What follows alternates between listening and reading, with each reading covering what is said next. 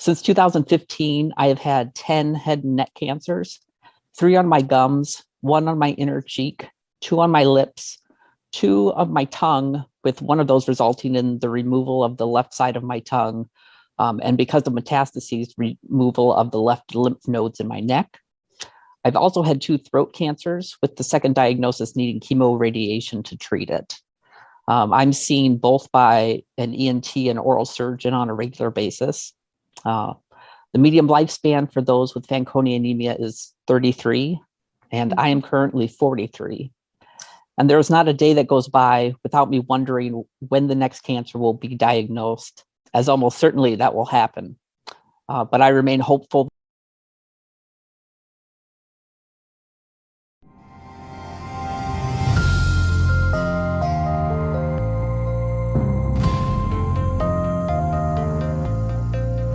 Hello and welcome to Cure Talks. This is Priya Menon, your host. Today on Cure Talks, we are discussing head and neck cancers. And we have with us Dr. Patrick Ha from University of California, San Francisco. Dr. Ha is chief of the UCSF Division of Head and Neck Surgical Oncology. His expertise in patient care covers the full scope of head and neck surgery with a focus on thyroid and parathyroid surgery, as well as endoscopic approaches to throat cancer surgery. Joining Dr. Ha on the panel today is cancer survivor and advocate Sean Breininger. Welcome to Cure Talks, everyone. Thank you. Dr. Ha, my first question on head and neck cancer.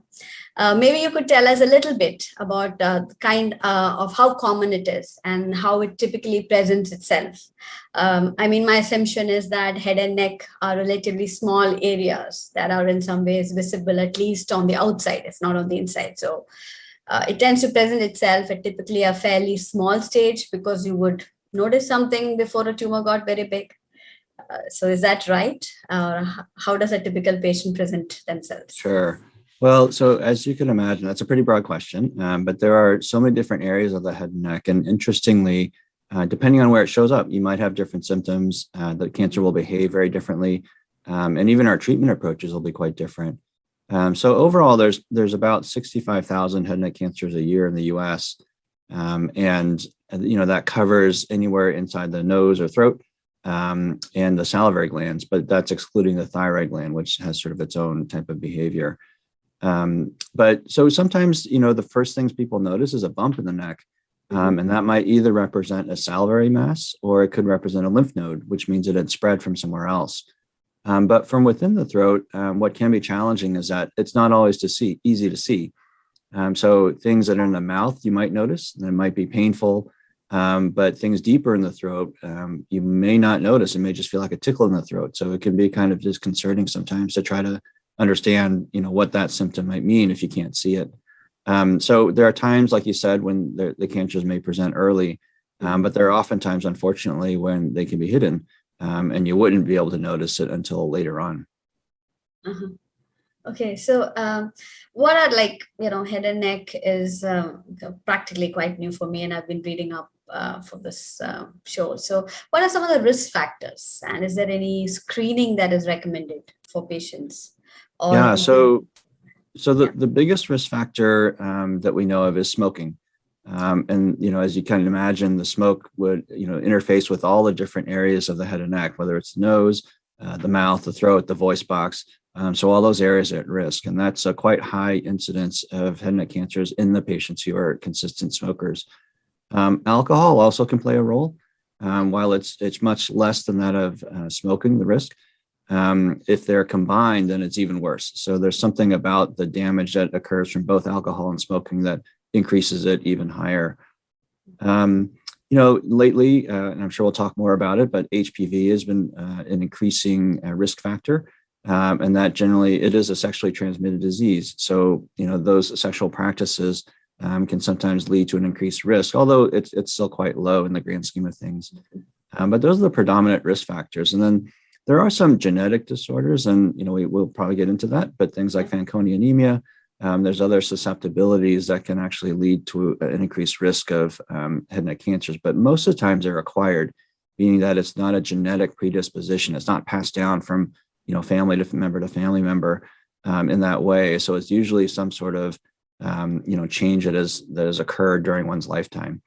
I will say that most of the times, even though smoking and alcohol are very related to this, it isn't uncommon for it to just be sporadic, meaning there's no apparent reason. And so you can't pinpoint a true cause oftentimes. So I realized I forgot to answer the question about screening. So we don't really have a great screening tool the same way that we do in breast cancer mammography and things like that, or a PSA test. But one thing that is important, at least for oral cancers, things that happen in the mouth, your dentists and dental providers have all been trained to screen for these types of cancers. So that is one way in which people can notice these cancers as they're smaller. But when it comes to things like the voice box or tonsils or deeper inside, like I said, they're hard to see. So there's not great utility in screening people because it is pretty rare. So you'd have to, have such a large effort to try to find just a small number of folks. I know I'm going to reiterate, you talked about HPV virus. Can you talk how do these viruses at a very high level, how do they contribute or cause cancer formation in this particular setting? And also maybe you could, compare the prognosis as compared to HPV related and non-HPV cancers. With respect to HPV, we didn't really know about this being a cause of head and neck cancer, and specifically we're talking about oropharynx cancer. And what that means is the tonsils or the back of the tongue. So it's very specific to that area, at least in the U.S. and North America. But we discovered this probably in the early 2000s when this association was noted. And it seemed that there was an association with people who had this type of tonsil or tongue-based cancer who were younger. They tended to be non-smokers. We're trying to understand why was this happening in this group that we thought was, should have a low incidence of this cancer. And then it was discovered that the cells looked a little like they would in cervical cancer. They had a funny appearance to it. And then so they had the brilliant idea of checking for HPV and they found it. So specifically, there are many, many different subtypes of HPV.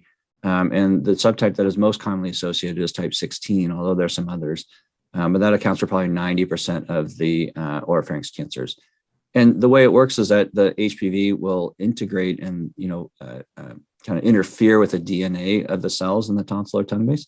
Interestingly, it lays dormant for some time. So it's not like a recent exposure would necessarily lead to the cancer, but most of the times it's delayed by, 30 or 40 years.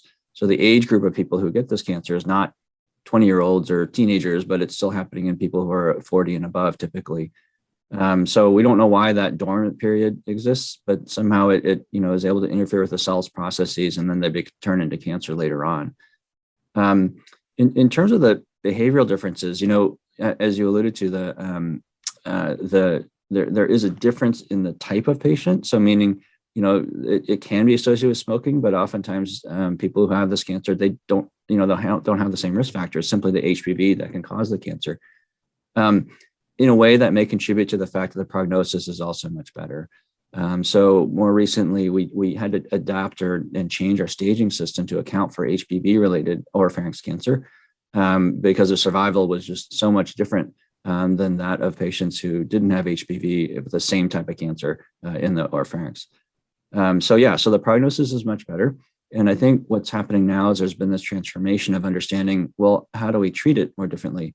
To date, we've relied on some of the same methodologies, whether it's surgery or chemo and radiation, but we haven't really changed that. And so we have to do that in kind of a stepwise fashion if we're going to think about reducing or changing our treatment paradigms. So there's a lot of clinical trials, a lot of study going on in centers across the country and world to see whether we could limit some of the toxicities that we impart for our treatments and try to maintain that same success in terms of oncologic safety. Thank you, Dr. Ha. So before we move on, I just want to get your thoughts also on the HPV vaccination. Oh, yeah. It obviously got a lot of public health attention and, potential impact also in cervical cancer. What is the effect on head and neck cancers? So it's been sort of a slow go because, when the vaccine was initially introduced, so it was predominantly tested not predominantly, but only tested to look for cervical cancer prevention and risk reduction. We realized that it was the same strains of HPV that can cause cervical cancer. So, our assumption was that it would also help with head and neck cancer, but that wasn't really on the label. It also is a case that, head and neck cancer doesn't really get a whole lot of press. So, adding that to the label wouldn't necessarily motivate people to, to vaccinate more heavily or to, think more about it.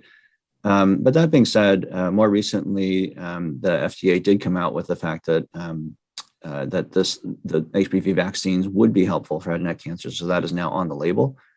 And so while we don't have historical data, because it's going to take 30 to 40 years of once people vaccinate to understand that there's a risk reduction and there's a reduction in incidence, but we fully expect that to occur. Keep in mind that when often people who have tonsil cancer might come in and say, hey, should I get the vaccine? And you might say, well, it's a little late because we don't know if there's any therapeutic, benefit to it. So it's mostly preventive.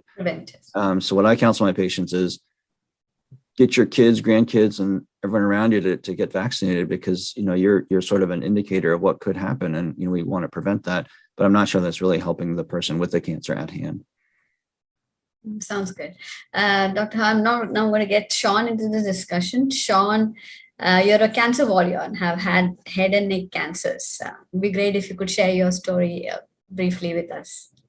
Yeah, sure. Thank you, Priya, so much for having me, and nice to see you, Dr. Ha.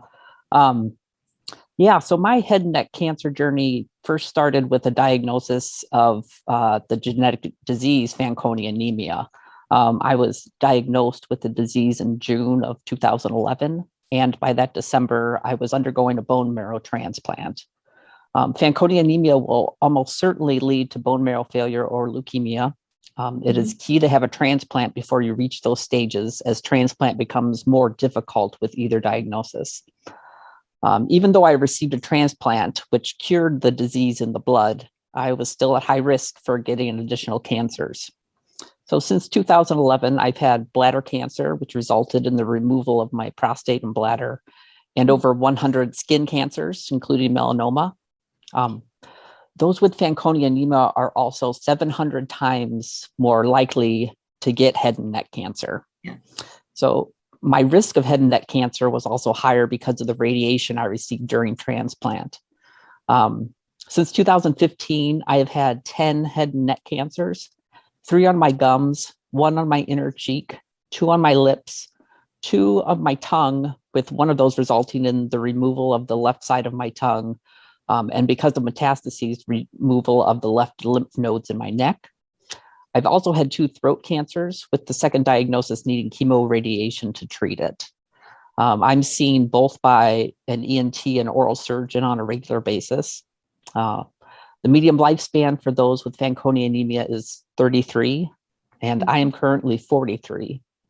And there is not a day that goes by without me wondering when the next cancer will be diagnosed, as almost certainly that will happen. But I remain hopeful that we will find even better diagnostic treatments for catching cancer in its earliest stages, as currently that is the best way for increasing my chances of survival. Thank you. Thank you, Sean, for that.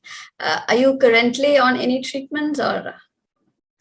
My last treatment for head and neck cancer was an oral cancer I had back in August of last year that was able to be removed by surgery. Mm-hmm. Okay, I see you have quite a few questions on treatment, so I'm going to let you ask them. Sure. And some of these might overlap with what you've already said, Dr. Ha, but I'll go. Any new trends in diagnosing patients with head and neck cancer? For example, I've had brush biopsies done that have caught oral cancers in their very earliest stages, but I wonder if there are others.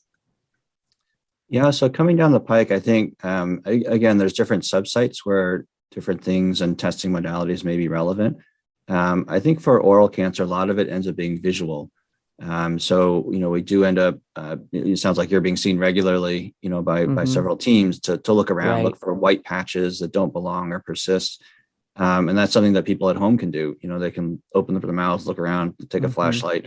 It can be kind of scary because you're not always used to looking at your own mouth. So, you'll need the help of experts. But if you notice a patch or something that hurts or an ulcer, then certainly you can bring that to someone's attention and, a biopsy can be performed. I think in terms of novel areas of exploration for diagnosis, particularly in oral cancer, a lot of it is looked at either staining agents. So, sometimes, I don't know if your practitioner use this, but they can use like iodine-based solutions or toluidine blue, Yep. or, dyes that basically help kind of coat the area and then point to areas of concern. Those are kind of old fashioned in a way. The solutions have been around for, hundreds of years. And now the question is, are there newer sort of molecular type agents that we could use to help identify cancers? Imaging is a little bit hard because, with scans, there's only a certain limit of the resolution that you can have, and your eyes are better than what the scans are going to show, particularly because it usually starts on the surface. Scans will show deeper things, but they kind of are limited to things that are lying on the surface or flat. So mostly, I think the trend on oral cancer is going to be towards looking at different agents that we can paint or coat, or different lights or dyes, different laser wavelengths that we can use to help our eyes notice the areas of concern. When it gets to HPV, that is a bit different because all of a sudden now we have a totally different marker that shouldn't belong. And so one new thing that's come up is using blood tests. So we can actually test and see little fragments of the HPV DNA circulating around the bloodstream. And it's not good for screening because, again, it's pretty rare, and there may be instances where people have some exposure, but it doesn't mean there's cancer. But in the presence of a mass or of a cancer, we can use that in the surveillance phase. So, let's say you've been treated, but we can use that blood test to say, okay, that HPV level should be 0 now. And if it starts to creep up, then we know that there's something going on. So there's certainly different circulating markers that can exist. And there are some companies who are doing customized markers. So for example, if your cancer had a certain, fingerprint or signature of its DNA, they would test that to start. And then they would look in the bloodstream to see if they can see those same markers as well. So again, it's still kind of early phase, but you can imagine that, you might have a day when, rather than getting scans or even exams, like you could do the blood tests, and then, only when that turned positive or showed something of concern, would we then need to look further. But that would allow us to find things early. Sure. And with diagnosing, are there any new treatments for head and neck cancer that have emerged over the past couple of years? There's different classes. So I'd say on the surgical side, we are definitely doing a lot of endoscopic type of approaches. And, I'm sure you've heard of the surgical robot. And that's basically an endoscopic tool that allows us to work around corners with high visualization, and the instruments are kind of everything smaller. So that with that miniaturization, we can actually get to places that just through the mouth that we wouldn't have before.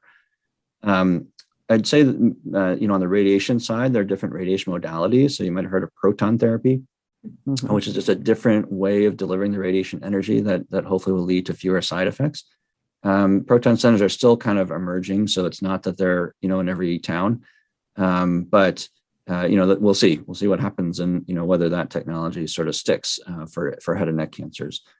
On the medical oncology side, I think the biggest thing that has changed is immunotherapy, and that has happened for maybe the past 5 years or so, where our understanding that there's an immune component to how these cancers arise or progress.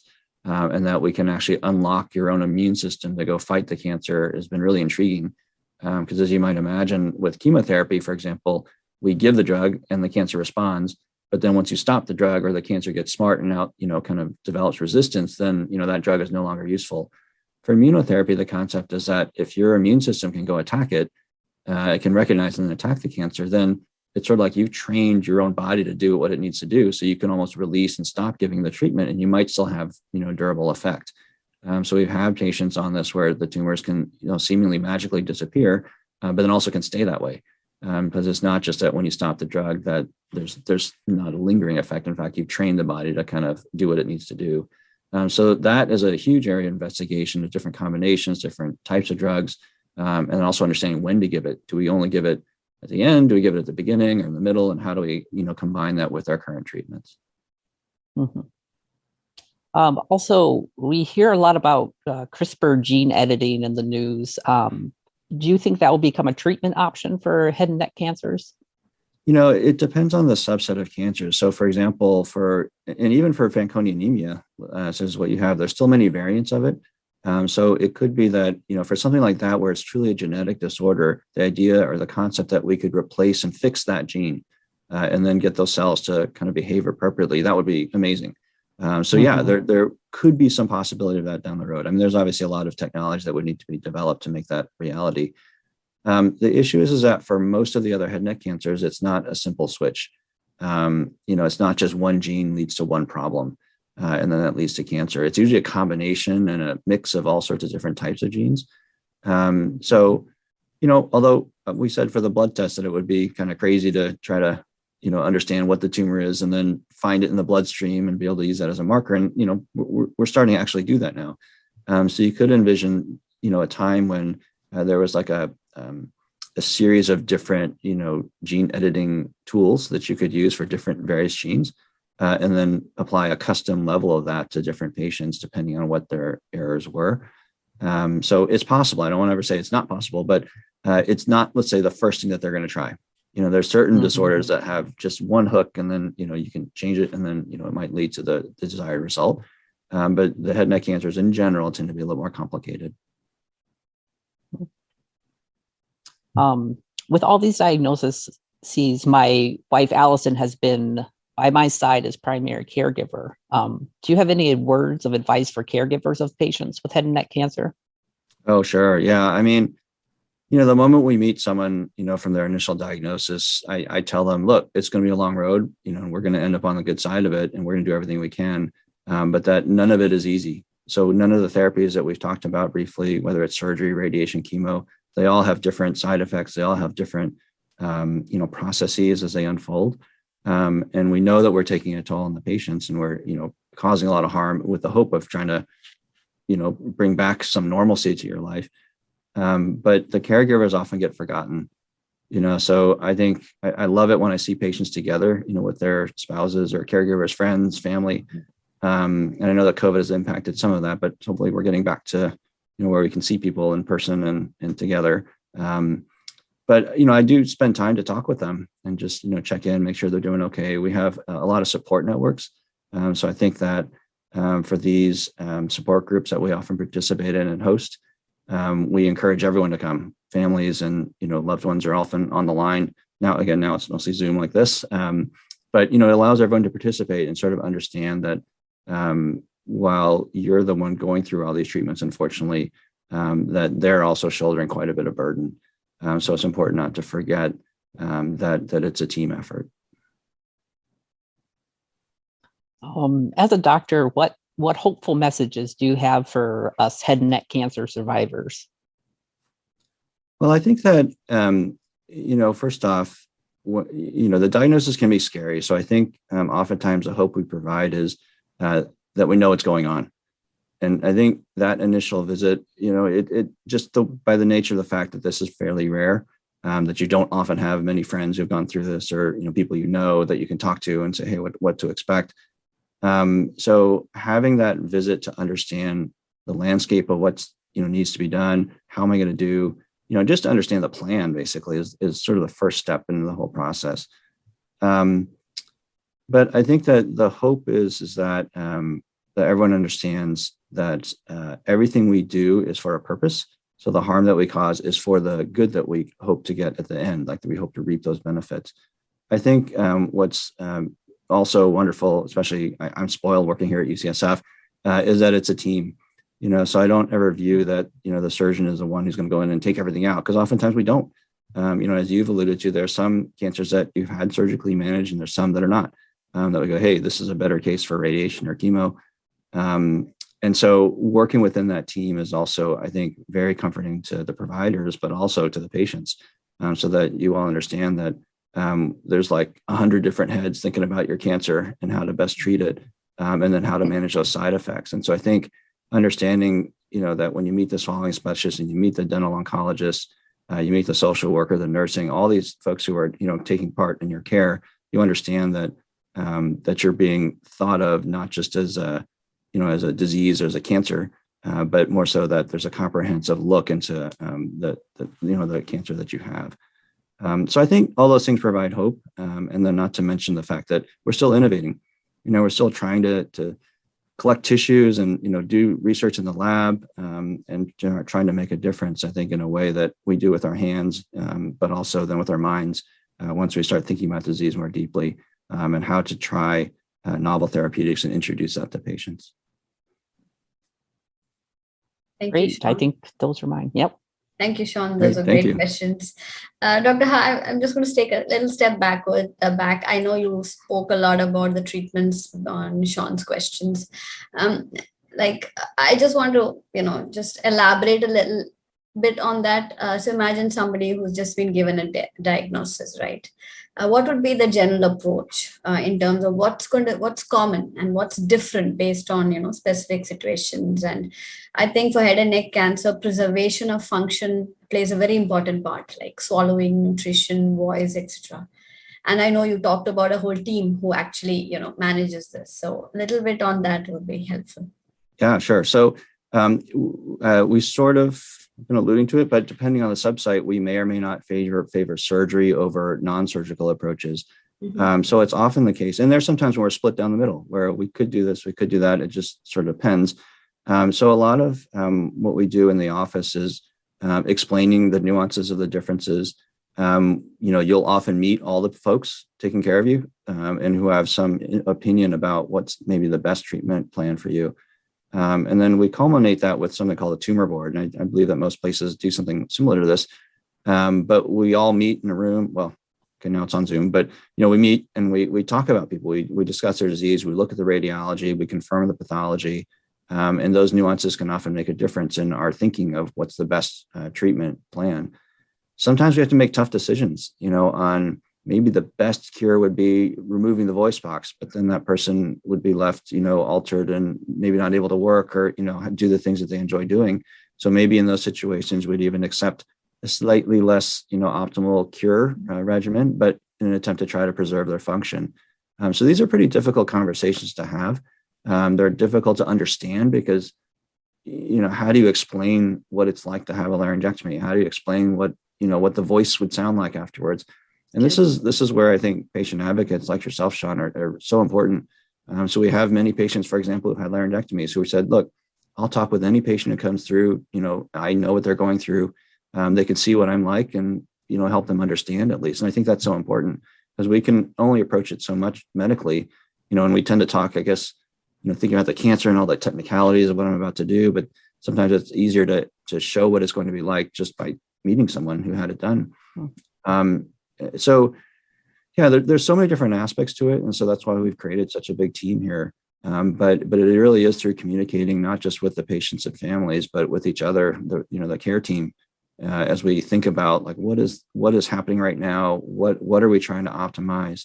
How can you achieve the best chance of cure, but also preserve their function and their sense of self? Mm-hmm. Thank you, Dr. Ha. One last question before we wrap up for today. If you have to pick one research that's particularly exciting for you right now, which one? What would be? What would it be? Well, so I'm kind of biased. So I'm a lot of my research focuses on salivary cancer, but obviously I have a hand in so many different areas of research.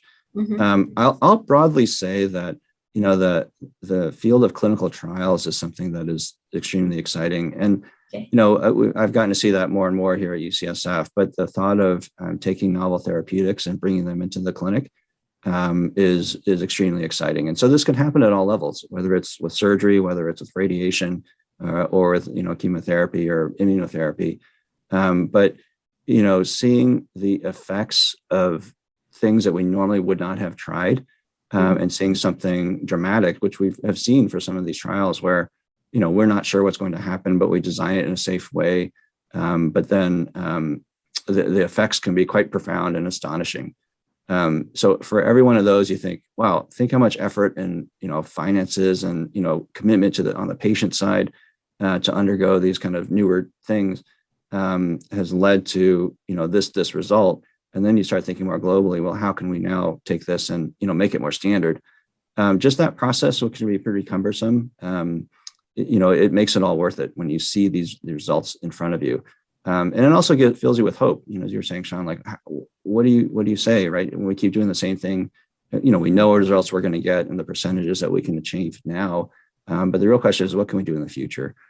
So, from the lab side, trying to create and understand, what the problems are, how to fix it, and then bringing that to patients is a thing that I find really exciting.